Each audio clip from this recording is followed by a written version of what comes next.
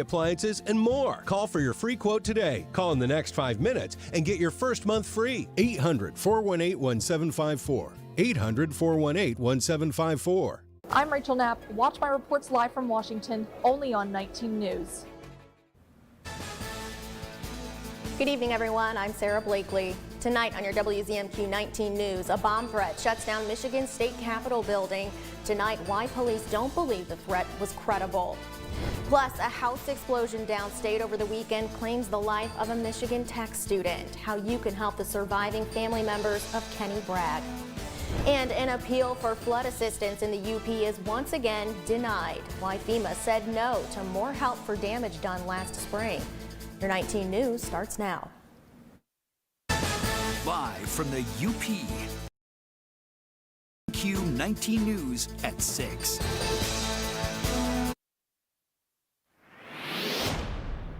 Bundle up. It's going to be a cold one out there. Still some lingering flurries here as we continue through the overnight. That north wind 10-20 miles per hour. Temperature down 18. Single-digit wind chills expected by the time we wake up tomorrow morning. As you can see, those temperatures down into the teens. The wind sustained about 15 down to about 10 as we head into the overnight. So improving conditions here. We'll be staying below freezing. We continue through our Thursday time frame, but as we head for our Friday afternoon, right above 32 degrees. Morning forecast. Thank you very much, AJ. Developing now, the state capitol building was shut down today following a bomb threat this morning. Michigan State Police closed the building out of an abundance of caution as it investigates the threat. MSP says an email was sent around 7:45 a.m. to a General Capitol Commission account. The Capitol was evacuated, the building was searched, and MSP K-9 teams even swept the area. Police told local media downstate that they don't believe the threat was credible. They say similar threats were sent to government agencies in Connecticut, Georgia, Kentucky, Mississippi, and Montana. New details tonight about a house explosion in Lower Michigan over the weekend. Michigan Tech University confirms a student was one of the 4 people killed. The Dean of Students confirms 22-year-old Kenny Bragg died in the explosion on December 30th in Whitmore Lake. Kenny's parents, both Michigan Tech graduates, and one of his siblings were also killed. 2 others survived, including one of Kenny's brothers. According to local media, police say no foul play was suspected in the incident. A vigil is planned for Monday, January 10th at 7 p.m. at the Husky statue on Michigan Tech's campus. A GoFundMe page, which can be found on our website, has been set up by a family member for the surviving child. A federal agency has denied an appeal for assistance to help repair flooding damages in the UP last spring. In September, FEMA initially denied an application for assistance with flood damages that total over $10 million. Last week, FEMA reaffirmed that decision following an appeal filed by the Michigan State Police in October, saying the impact doesn't surpass the capabilities of the state and local governments. UP State Representatives Greg Markinen and Jen Hill say it's disappointing the assistance was denied again, and they worry about the damages worsening as winter weather picks up. Our road commissions in the Western UP do, a phenomenal job, but they can't do repairs with no funding. We're very concerned. You're going to have a meeting on Monday and see what direction we can go in.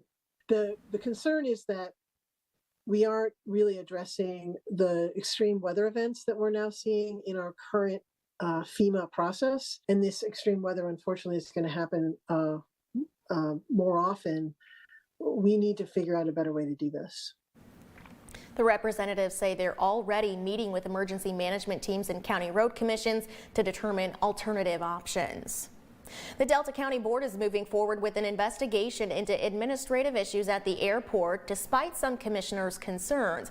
The board voted to have its hired attorney investigate the Delta County Airport's ongoing administrative crisis centered around FAA compliance and potentially missing documents. Commissioner Stephen Vow says the new airport administrator actively working with the FAA to solve compliance issues. An investigation is a waste of money, he says. Commissioner Robert Peterson, who made the motion to investigate, believes it's a necessary precaution. It comes up, I will get blasted for spending money. If we don't investigate it, and something happens at that airport, gets shut down, gets fined, then I'm going to get blasted. I would rather get blasted for spending a little money to make sure that everything is correct out there than have that airport shut down or fined. The commission chair said despite the progress made so far, the airport is not out of the woods yet. The Dickinson Conservation District is making plans to implement state recycling legislation. A bill package currently in the legislature proposes changes to Michigan's solid waste law. The Dickinson Conservation District is looking to bring curbside recycling to the cities of Iron Mountain and Norway, with additional drop-off sites throughout the rest of the county. The district is also looking into a county-wide plan that would qualify the county for state grants to help fund recycling infrastructure. 2028, we are supposed to have a curbside recycling program in place, and by 2032, we're supposed to have a drop-off system in place. But to apply for those grants, we will need to have a fully funded and approved recycling plan already in order. The grant funding would be through the Michigan Department of Environment, Great Lakes and Energy. Former President Donald Trump and his legal team filed an appeal Tuesday seeking to overturn a recent decision from Maine's Secretary of State to remove the GOP frontrunner from the 2024 primary ballot. The decision from Maine came about 2 weeks after the Colorado Supreme Court ruled to remove him from their ballot in mid-December. Our Washington, D.C. correspondent Brendan Scanlon is live in Washington with what comes next. Brandon, good evening. Hey there, Sarah. Good evening. Well, it's really important to distinguish that Maine's decision to remove former President Trump from the ballot was made by an individual Secretary of State. That decision is going to be appealed within the state courts up in Maine.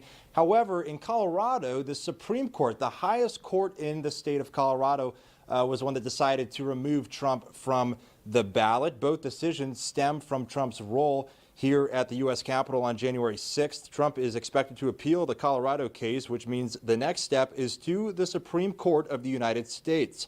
Now, experts say Trump and his legal team are looking to stop the dominoes from falling, and that the best way to do that is by getting the Supreme Court sort of in this process to intervene as soon as possible. Appealing the state Supreme Court ruling is the fastest way he can get to the U.S. Supreme Court and therefore put a stop to any other states that might have an idea to do this. They like to do these cases very, very quickly.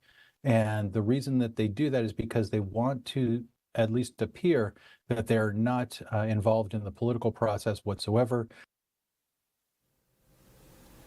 And Sarah, as you just heard, experts saying that Colorado case is the best and probably the quickest way to get SCOTUS involved in this whole process. However, they say that the importance of the Maine case can't be overstated. First, because it's really one individual who decided to remove Trump from that ballot. And second, because Trump actually won one electoral vote back in the general election of 2020. Maine is a state that splits their electoral votes, and that means that Trump might be a little more focused on getting support from Maine as opposed to blue states like Colorado, for example. A lot more to come from here in Washington. We'll be keeping a close eye on it. Sarah? All right, Brendan, thank you very much. We're going to take a break and be right back after this. Come on down to Outdoor Man. When do I get to shoot the crossbows? We're breaking the rules. So you're 13, I don't even think it's legal. So we should do it after lunch. Our camping department is intense. Set it up in 30 seconds flat. And take it down even faster. And we're always family friendly. He's adorable. Listen, we found a bear cub in here. Been nice knowing you, Baxter.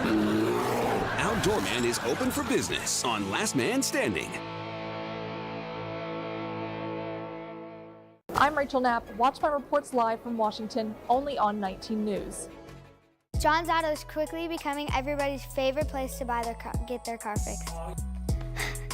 John's Auto is quickly becoming everybody's favorite place to fix their car. Was that right? For a better service experience, come to John's Auto Market. Why do I keep forgetting that word? Experience. Okay, go. For a better service experience, come to John's Auto Marquette. And don't forget, I like Goodwill because they give people barriers to employment work. My job at Goodwill entails mainly just cashiering and answering the phone. I like to greet the customers, of course, I do that a lot. A lot of times I'll greet them by their first name. It's nice to be able to work because I have a disability, and I knew I would have a tough time getting a job maybe outside of here with my limited mobility and that. I would definitely thank Goodwill for all they've done to accommodate me, give me the opportunity. Pictionary here on WZMQ TV 19. Sleep better with a new mattress from Kirkish Furniture. We proudly feature made in the Midwest Restonic mattresses. Try one out today and compare other major brands. Let our sleep specialists help you find the bed of your dreams at Kirkish Furniture. I'm Sophia Murphy at the Capitol in Lansing, only on WZMQ 19 News. Now, WZMQ 19 News First Warning Weather with Ariane Stasic. Starting off, taking a look at futurecasts, and this is as we continue into our overnight hours, still dealing with some snow flurries across the region here. So you can see them pushing through Marquette further eastward here, but eventually this will be coming to an end as the winds eventually shift more off to the west, and we'll actually usher in potentially a few intervals of sunshine through our daytime as we head for our Thursday. Friday looking like a nice start here to the day, but in comes more in the way of cloud cover from the north. Eventually these snow showers drop on in Friday night and could be seeing a little more snow as we head for our Saturday time frame as another storm system approaches from the west. This one does look like the rain snow line will be farther off down to the south, so precip all falling as some snow as we head for our Saturday afternoon, expecting to see some improvements, but kind of a second wave of this moisture comes back into the picture as we head for our Sunday afternoon. As we head for Monday, we're dry. Tuesday, tracking a potential storm system from the south. So kind of getting hit here from each and every direction with the wind as well as some of the snowfall. Mackinac City as well as Escanaba could be seeing more steady snow as we head for our dinner time of Tuesday. Still some uncertainty the further out we get, but nonetheless, the snow overspreading the region Tuesday night into Wednesday. This one's still about a week out, of course, so we do have to nail down those fine details. Gust outlook as we continue through Thursday. As you can see, more in the way of that northerly wind.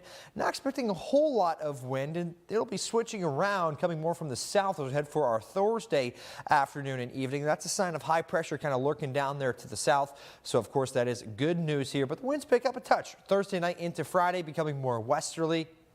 And then as we head for our Friday afternoon and evening, not expecting a whole lot to be going on down. Tonight's forecast across the region, not really expecting much in the way of warmth out there. The coldest temperatures, Iron River, Iron Mountain, Ironwood, all between 13, 14, Menominee down to 16 degrees. And with that wind, especially earlier on, it's going to be feeling like some teens as well as those single digits as we wake up tomorrow morning. Marquette, the city itself, right around 20. I'm thinking spots away from the immediate lakeshore will be colder than that. Eagle Harbor, we're going 21, Newberry 19, Sault Ste. Marie, yes, 12 degrees. So Old Man Winter definitely back in full force here as we continue taking a look at our 7-day forecast. Of course, the snow chance is definitely lingering on here these next couple of days, especially for our Saturday. We're up towards 35 degrees. Teens for these next couple of nights here. Partly cloudy skies take us into the last day of the work week. Nice sunshine these next 2 days, so you want to get out and about, perhaps go across the region for a nice little hike, snowshoe. Not looking too bad for that.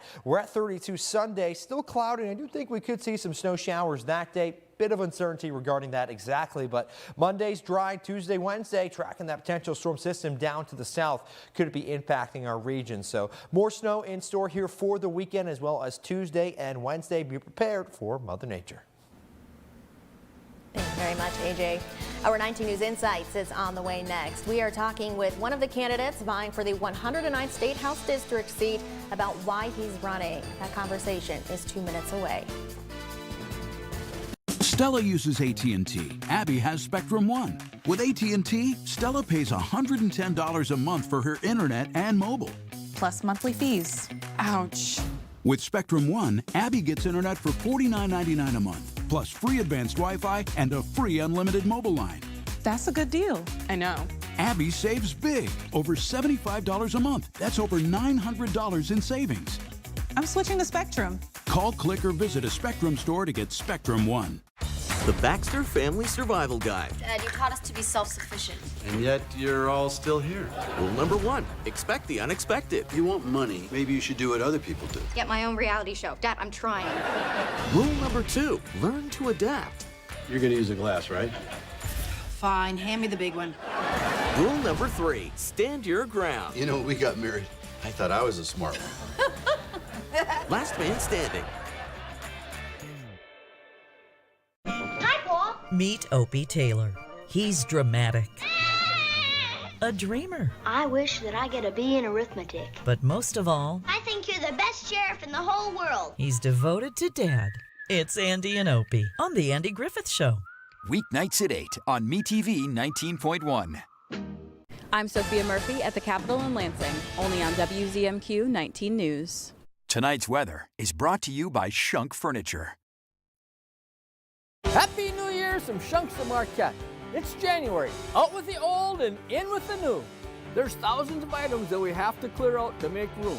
There's clearance items in every department. There's big discounts on mattresses from Serta, Sealy, and Tempur-Pedic. And big savings on living room from Smith Brothers, Flexsteel, England, and Lazy Boy. And there's huge savings in Amish dining room and bedroom. And reclining furniture, nobody gives you more choices than Shunk Furniture Marquette. Over 300 recliners in stock. Shop Shunks today. You're watching the award-winning WZMQ 19 News, live and local with Sarah Blakely. The race for the 109th State House District seat is already getting crowded. So far, 6 people have announced their intent to challenge incumbent Representative Jen Hill. One of those is running for elected office for the first time. Joining us tonight is Carl Bonak. Carl, thanks for coming in tonight. Thank you for having me. So what made you decide to make this big career switch? Well, I can go back to 21 when I was forced out of the other station I worked at for over 3 decades.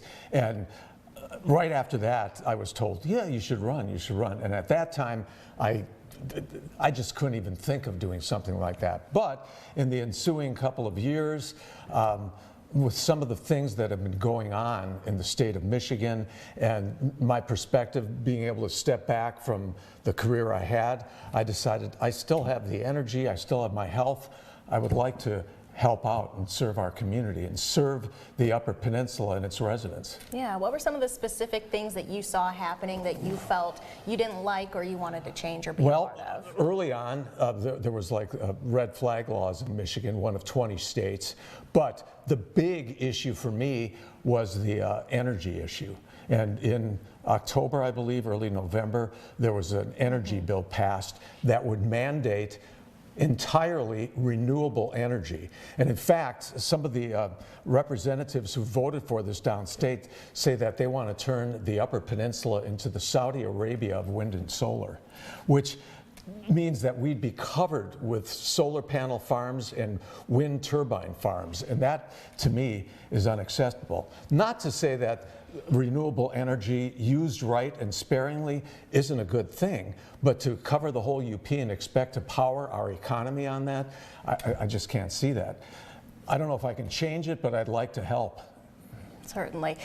Carl, I know that you know this. There's been a lot of chatter online that Carl Bonak doesn't believe in climate change, a science denier. What's your take on all of that? My claim is, first of all, I have never said that I don't believe in climate change or that man doesn't have some influence on the climate. The question is how much. The climate people who are the true believers, they say that we are now controlling the thermostat of the earth. I say that we do have some limited influence on the climate, and we certainly need a clean environment, but what we did, for instance, with shutting down the coal-fired power plants, we significantly reduced our carbon dioxide emissions. If that's what you're worried about, I heard one figure of 86% by going to natural gas.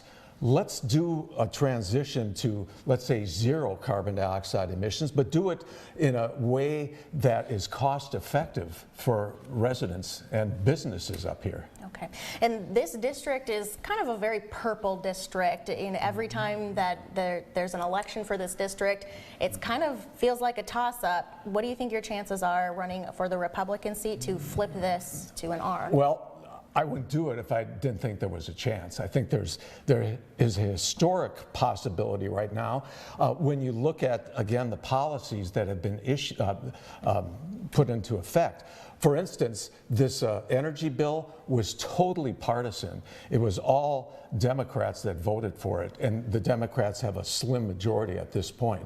So to get the mix, let's say get more Republican seats or just a mix of more common sense, we can change Lansing and we can at least bring some balance back. Sure. And really quickly before we wrap, you are making your formal campaign announcement in a couple of weeks. Right. Give us the details about that. Okay. It will be Friday, January 12th at 11 a.m. at the Commons in Marquette. Then later on in the afternoon, I don't have a specific spot yet, but in Munising. And then on Saturday, I'll be going out to Baraga. It's a Woodland Firearms and Supply, big sporting goods store on Highway 41 in Baraga. At noon, I'll be making an announcement. And then in the eastern portion of Dickinson County, that's the 109th, I will be going there to the Night Owl Sports Bar, and I'll be making my announcement and launching my campaign there. All right. Well, Carl, we wish you the best of luck. We appreciate your segments every week as well. Thank you. Thanks, Carl. And in order to avoid any concerns of bias, WZMQ and Carl have agreed he should discontinue his weekly segments with us. We do appreciate and thank Carl for bringing viewers some weather history as part of his That's What Carl Says segments. WZMQ will also be providing additional interview opportunities for Carl and the other candidates as the campaign develops this year. Still ahead tonight, a guided hike to a popular waterfall in the Copper Country. So if you've always wanted to check out Hungarian Falls but you couldn't figure out how to get there, we'll tell you how you can. And meet the 19-year-old head chef and owner of Ishpeming's Rare Earth Goods Cafe. We're back after this.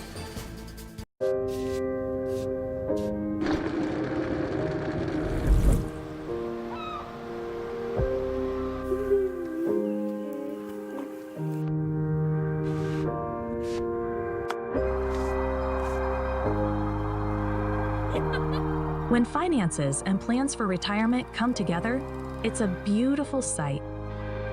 Join our experts in shaping your tomorrow today. Who will be there when the final whistle blows? When the final votes have been cast? Who will be there when we need a warning or a laugh? Will you? Start a career in the broadcasting industry. Whether it's on air or behind the scenes, there's a world of opportunities waiting for you. Be there as history unfolds. Go to BeThereMichigan.com.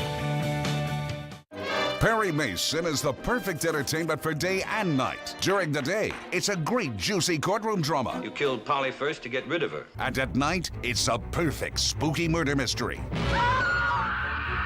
It's Perry Mason. Weekdays at 9 a.m. and 11:30 p.m. on MeTV 19.1.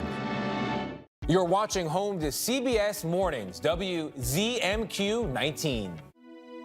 This is home. It's our town, it's our song. This is home.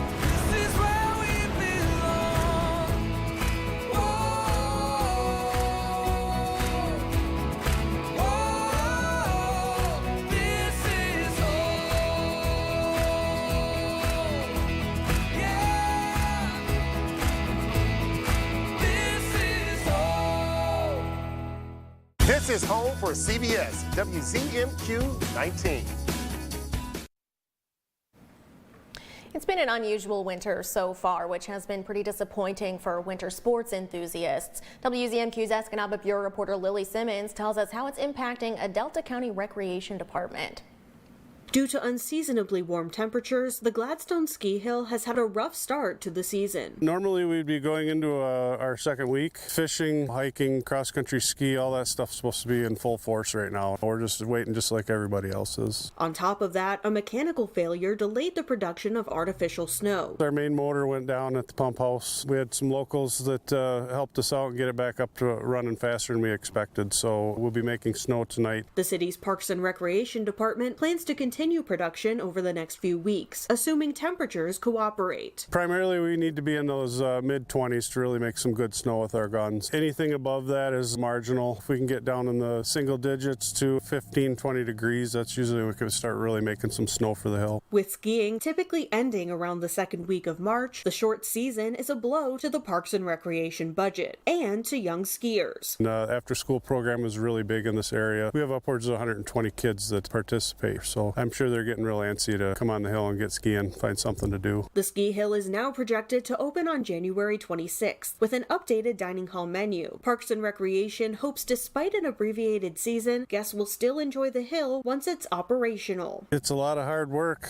and to get going this late in the year is kind of disappointing. I mean, we've already put a great deal of time into getting the snow that you see in the back here, and to lose most of that already is it's hard. We're just looking forward to getting the kids on the hill. Lily Simmons, WZMQ 19 News, Gladstone. Skiers can find the latest updates on the Gladstone Ski Hills opening on the City of Gladstone website or its Facebook page. This weekend, outdoor enthusiasts will have a chance to take a guided tour of a popular Copper Country waterfall. The Keweenaw Land Trust will be leading a hike to Hungarian Falls near Hubble from 2 to 4 p.m. this Saturday. Hikers will hear from experts about winter forest ecology, geology, and local history. With the recent snowfall up there, the Land Trust says it might be worth packing a pair of snowshoes. Really fortunate. We're going to have Rachel Tarpey, who's a forester now with the Forest Service. She will join us. And with her young kids, I hope, and she'll teach us about the winter forest and what little animals we can expect to see. Information on how to pre-register for the hike can be found at WZMQ19.com. Local businesses in the UP are always full of partnerships, each aiming to cycle through success together. WZMQ's Mitchell Reif sat down with one young business owner in Ishpeming who's bringing more than just food to his community. The Big Fat, it's an egg, cheese, croissant sandwich with a side of potatoes. The food service industry can bring endless hours of tiring work. It's delicious. But some have been developing a skill for years. 19-year-old Dylan Larson has been working in the Rare Earth Goods Cafe since high school and just recently was given the keys to the kingdom by the former owner. It was a huge jump. Graduated high school, was working here. Pam Perkins offered me the cafe. It was like a dream come true, so I took it. And it was a lot. Well, Dylan is a prodigy. He's like my long-lost son or something.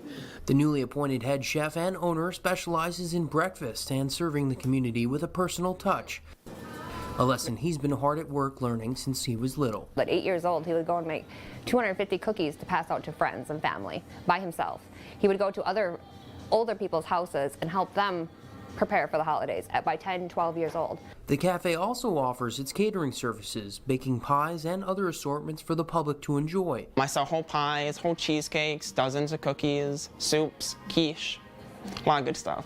It may take years to enter a leadership role or let alone run an establishment, but some opportunities are just too rare to pass up. Early hours, show up at 7 a.m. and so I just come here, prep all my stuff. Yeah, it's just watching him accomplish each one of his dreams and his goals it's an inspiration. Definitely the best breakfast in Marquette County.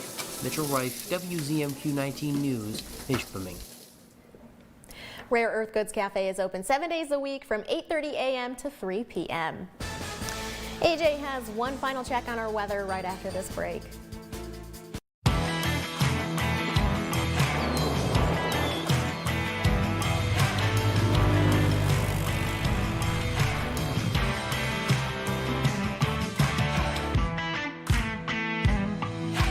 John's Auto is quickly becoming everybody's favorite place to get their car fixed. John's Auto is quickly becoming everybody's favorite place to fix their car. Was that right? For a better service experience, come to John's Auto Market. Why do I keep forgetting that word? Experience. Okay, go. 3, 2. For a better service experience, come to John's Auto Market. And don't forget, Yes, we're on thin ice. And everything is going up in smoke. Still, some are adding fuel to the fire. While the rest of us see the troubled waters rising.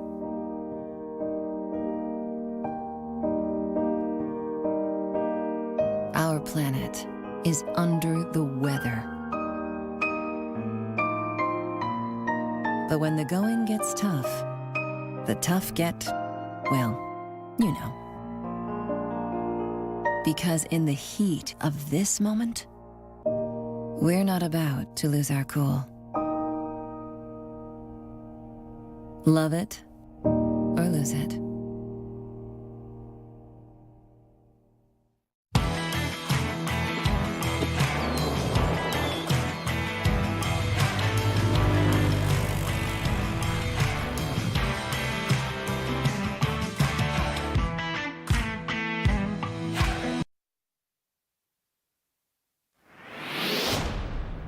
As we continue over these next few hours, snow flurries still lingering about the region. Temperatures sitting in the 20s. That north-northwest wind decaying through the overnight down to about 8 miles per hour as we wake up. But temperatures in the teens. We'll be feeling, yes, colder than that too. The 10s as well as likely some single-digit wind chills for locations. 7-day forecast. More snow showers heading for Saturday. Could linger into Sunday as well as Monday. But another chance of a storm system comes Tuesday and Wednesday. So be sure to stay tuned as we continue to monitor the forecast.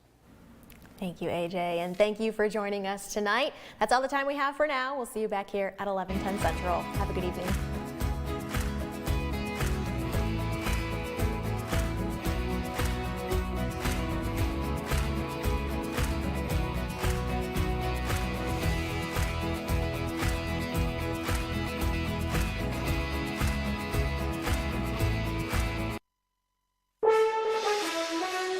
Tonight, the crisis